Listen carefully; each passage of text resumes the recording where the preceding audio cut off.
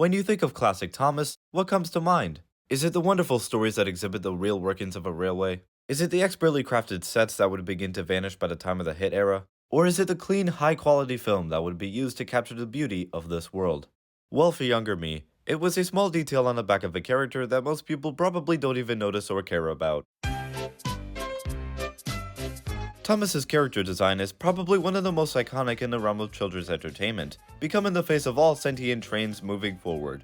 Yet during that time, a lot of changes, both major and minor, have occurred to make the lovable blue engine what he is today, with one of those changes I'm talking about being the backlining. I swear to God, this is interesting, stay with me. As a child growing up in the hit era, Thomas's bunker to me looked like this. Fairly clean, very nice, nothing too excessive, you know, keep it simple. Then I saw a season 1 episode on a DVD and oh my god! This broke my perception of reality. I had no idea how to come back from this. Okay, I'm being a bit dramatic, but it fascinated me that this detail existed at all. Let alone the fact that it disappeared with no explanation, which is a mystery we will be laying to rest today, as we go over the history of Thomas's backlining, through the books, show, and even the merchandise. So without much delay, when Thomas was first conceptualized as a Christmas toy made out of a broom handle, he had a very different design to his current form, vaguely resembling sloped tank engines like the J50.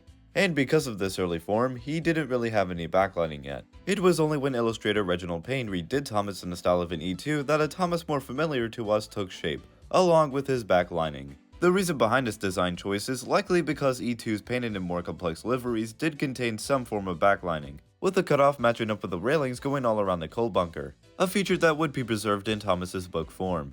Outside of that origin, not much else can really be said about Thomas's backlining, as it was consistently there throughout the entire book's run. Really, the only instance I could find of this not being the case is this illustration by Clive Spongs in the 2015 editions of the Railway series box set. The audacity of this man not to include such a crucial detail. Anyways, moving on to the more interesting part, the television series debut with model trains to represent the various characters, all lifted from their illustrations with some minor changes. Thomas would of course retain the backlining from his book counterpart, though the railing wrapping around the coal bunker would be omitted for 3 holes on each side, likely for ease of filming, as you don't want to deal with a bunch of thin finicky pieces when constantly handling a model. This creates an interesting look, as the lining cuts off about the point where the coal bunker railing should have been, which was likely decided based on the side lining also meeting that height. The Ertl toy did not get the memo. Some of the first mass-produced Thomas toys by the Ertl company would hit the store shelves, featuring a Thomas that did contain backlining across the entirety of the damn space. My only guess as to why was because the entire space was devoid of any obstruction, so they thought, just put the lining equal on every side. I'm sure that's a logical conclusion that lines up with the actual prop.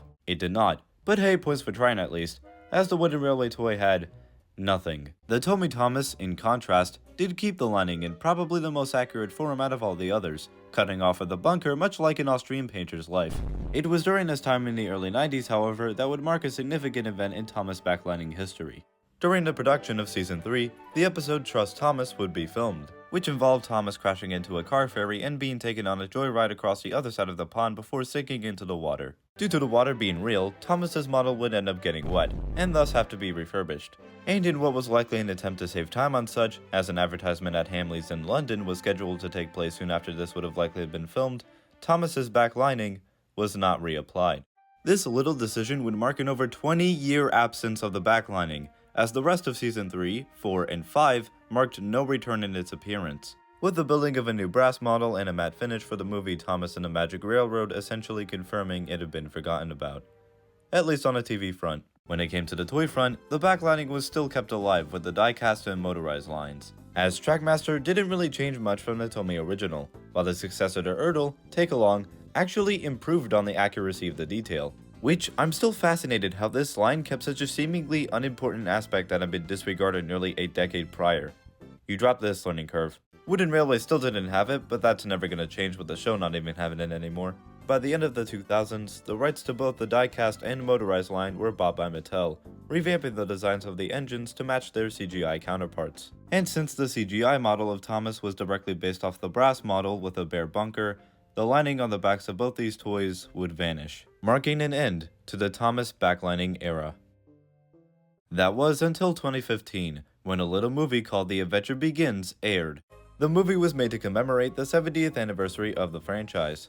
going all out with a full retelling of the first original stories created by the Reverend W. Awdry, recreations of iconic songs and themes from across the entire franchise, and of course, the return of the back lining, which would first be showcased on Thomas's LBSC livery before transitioning onto his main one. Honestly, a pretty clever way of going about it, as it made the transition from bare bunker to one with actual stuff on it a lot less jarring to the casual viewer. Me, of course, not being a casual viewer and caring way too much about this kind of stuff, saw this shot of Thomas's bunker adorned with those red stripes and just got a little overjoyed at the sight of it, nothing too crazy. I still find it really cool that the crew would even take notice of such a detail, and not only added it onto a specially made livery for this film, but also added it back onto Thomas's main one as a permanent fixture moving forward.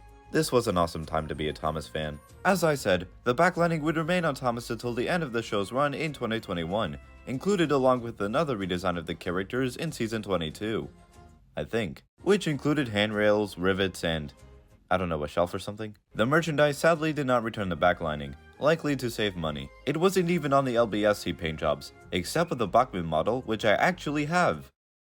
I have not cleaned this guy in a while, my god. You can actually see right here that the stripe is just a little too big on the bunker, probably because the lamp is in the way. The one time I give you a chance, you're not ready. By the end of the CGI series to the beginning of All Engines Go, the backlining would disappear again, which I didn't realize until writing out the entire latter half of the script, which I am now rewriting. Awesome move, me, in not doing any prior research on that. And though that means we are once again devoid of a world where Thomas has backlining, a small part of me knows that it'll probably come back again. It always comes back. So that's the overall history of Thomas's backlining. Wasn't that fun, class?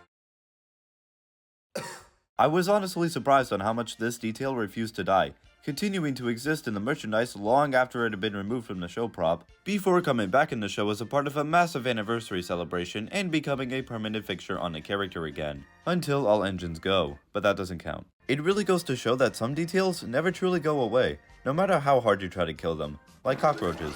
For me growing up, that detail on the back of Thomas was one of the many calling cards for classic Thomas. Anytime I saw it, it meant I was about to view a quality episode, even though the backlining didn't make it past season 3, but shut up. Sure, it's a detail that doesn't really matter much to a lot of people, but to me, it's always a nice addition to a design that stood the test of time for nearly 80 years. Tune in next time as we discuss the super in-depth history of Thomas's right frame. Where did everybody go?